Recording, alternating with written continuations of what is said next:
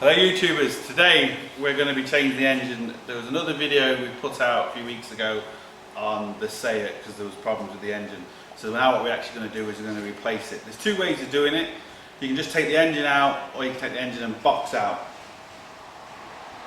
I personally going to take the engine and box out because it's just easier once the box, because if you just put the engine in, it's hard to line up the gearbox. If you have everything on the floor, it's just a little bit easier. So basically, as you can see from here,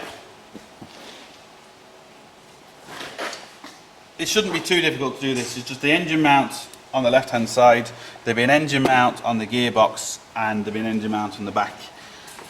And then literally just wires, cables and everything, and then the engine is literally out. So first thing we're going to do is jack it up, take off the wheels, take out the drives to release the gearbox, and then we're going to do the engine mount. Now as you can see, we just ripped off the wheels. What we need to get now is these drives out. So you can see down here where my hand is. Now as you can see just down here, this is the drive here that goes into the gearbox. This one happens to be bolted in with some splines. Just hopefully see it down there. And this is where it comes out. So we're just going to disconnect this hub assembly here, take out the two drives, and that's the next thing we're going to do. Right, there's 6 bolts on the actual drive shaft, and it's a M8 spline. I'll put a picture on here what they look like. I'm just using a 10mm socket with an extension just to get to it, but it's basically in here. You can see I've just loosened this one now, so I've got to go around the whole way around. There's 6 bolts. Do the same on the other side. Some cars they just pop in and pop out. Some of the Volkswagens, the German cars, they're all bolted in. Then we're just going to take off this bottom ball joint here. Just look under there. And take off this bottom ball joint here, and basically we can angle the suspension out enough to separate that from the gearbox. That's the way we're going to do it. Now we've basically loosened the 6 bolts here where my hand is. I've loosened the ball joint down here, and I've also took off the track rod end. And all I've done now is literally pull this towards me, and as you can see, it's completely and utterly separated from the gearbox. So we can leave that like that, do exactly the same the far side. As you can see, it's just separated. There we go, look. It's not part of the gearbox. Now, this is the other one. Obviously the drive shaft is longer, but you can see the same thing. We've disconnected it here, just unbolted it. Now these can stay here, they're not a problem. It comes all the way along out to here. I've disconnected the ball joint again. It's just 3 13mm nuts, and the drive shaft, not the drive shaft, the track control rod end, 19mm goes in there, and then this, as you can see, just slides out just like that. So now they're both loose. I've also loosened the bottom engine mount here, so all the work now we need to do on the top. Now as you can see, we're on the top of the engine now. We've loosened the 2 drives. So what's the next thing I'm going to do is I'm going to take out the battery. And it's very simple. Just disconnect the 2 leads and take out all this battery, even the plate and everything, because underneath this is the engine mount for the gearbox, which you need to take off. What I'm going to do is I'm just going to show you what I'm doing, and I'm going to take them off and then film it again. There's no point me showing you taking this off, because it just takes too long, because obviously there's a lot of bolts to take off. So basically I'm just going to say we're taking out the battery. There's two 10mm bolts here. Then there would be just underneath, there's a 13mm nut here which holds the actual battery on. Once we take that off, we'll see the plates and we'll see the engine mount. So I'll show you after we got that off. You are now. As you can see, I took off the battery. This is the bolt and little clamp that holds the battery down. This is the battery box here. There's 3 bolts then holding the battery box down. 3 13mm. I'm just going to loosen this off, and underneath here then we'll see the engine mounts. Now this is the gearbox engine mount. We need to take that engine mount off and the far engine mount, and basically the engine would be out, but obviously we've got all these wires we've got to take off, the gear linkage cables. There's going to be wires and pipes and stuff we just need to take off, so but we're getting there. So that's the engine mount. Next thing we're going to do is take off these gear linkages, and these just literally slip out. Very simple. Might need a little screwdriver to do it, but flat blade screwdriver, here we go. There's just a little clip, get a flat blade screwdriver underneath, and they just literally slide off. So flat blade screwdriver underneath, flick that, and they just slide off. These, be careful you don't lose these, because these are sort of things that easily get lost, and without them, just like that, I can see it. Oh, I can't do it.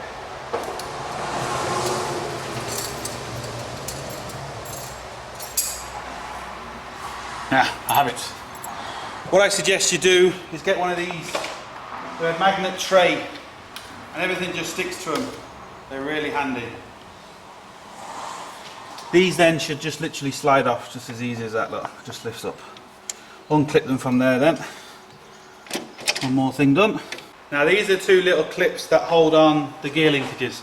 So these just literally slot out. The gear linkages then, as you can see, just push back through this hole and they'll be away. Next thing I want to do is take off the clutch pipe. So basically, again, it's just simply clipped, but you have to clamp this rubber hose because otherwise all the stuff will come out. You can get special, like these plastic clamps, but if you don't have any of them, you can use a vice grip with a rag in between it,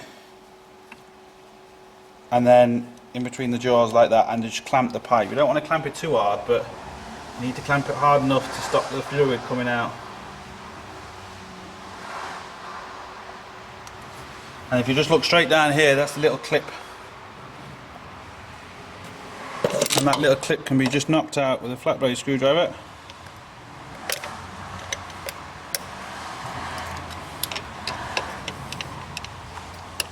Just like that. And this will then pop out. Now, as you can see, we can put that to the side now. It's not leaking fluid.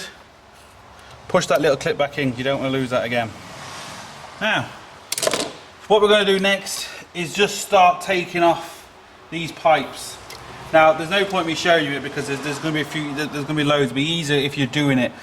But all the pipes, there's water pipes. There's obviously the starter motor, so the power wires going to the starter motor. They can all just be slit off. These connections here, again, they can just be pulled off. So that's what we're going to do next. Then we're going to hopefully get the engine out. Come closer, YouTubers. Now, all I've basically done is there's this wire going all the way to the back, and it would have been in my way if I was taking the engine out. There was 4 clips underneath, just them 4 clips. They were down there. Three clips for the injectors, and I've just moved it basically out of the way. This holds all the spark plugs, coil pack and everything on. I've just moved it out of the way so at least I can lift the engine up this way. There's nothing going to be in my way. The next thing I need to do is take off the exhaust manifold. Now, as you can see, these bolts are really rusty. This isn't a problem with an exhaust manifold. Some of these bolts might snap, but we won't know until we get them off. The only other thing I had to do, I had to take off this drive because I couldn't get to them clips, but this is what I was talking about. These are the bolts, and as you can see, that's basically how it bolts on with them 6 bolts. That goes into your gearbox. So that's all we've done, we've just loosened them. But I had to take that out of the way just to get to them clips. So that's what the drive looks like. Now we should be ready now to literally lift this out. It's just too difficult to try and show you all the pipes and stuff, but they're fairly obvious because, you know, they come from here and they go to there. You can clearly see them when you're doing it, so you know it's fairly straightforward. But anyway, hopefully now we've got everything off. You have to be careful because I can see there's a few clips down there which I can't quite get to yet, but when the engine's lifted up slightly I can get to it a little bit easier, so don't worry about that. So this point now is just hook it up to these 2 eyes, get the crane and just lift it, kind of be steady. I'm going to set the camera up and do like a time lapse so you can see, but just be careful. You might have to take the bonnet off, might have to, might not, depends. So yeah, that's basically it. We're ready to lift now.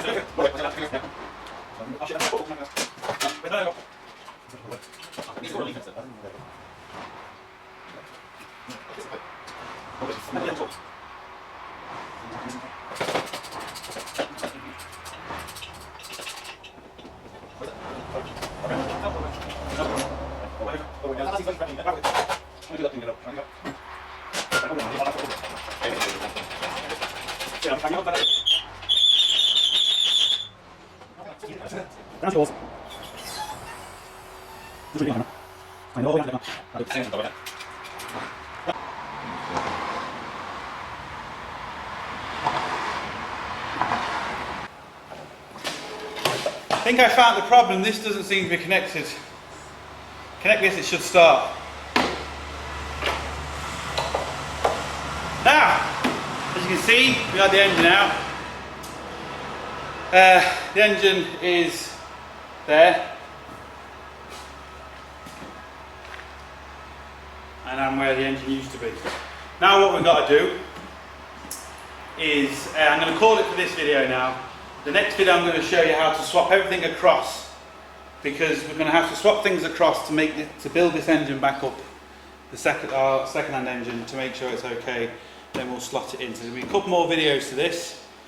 Hope you enjoyed the videos. Thumbs up, subscribe, don't forget, get your hands dirty. I'm going to bed now, so catch you for the next one.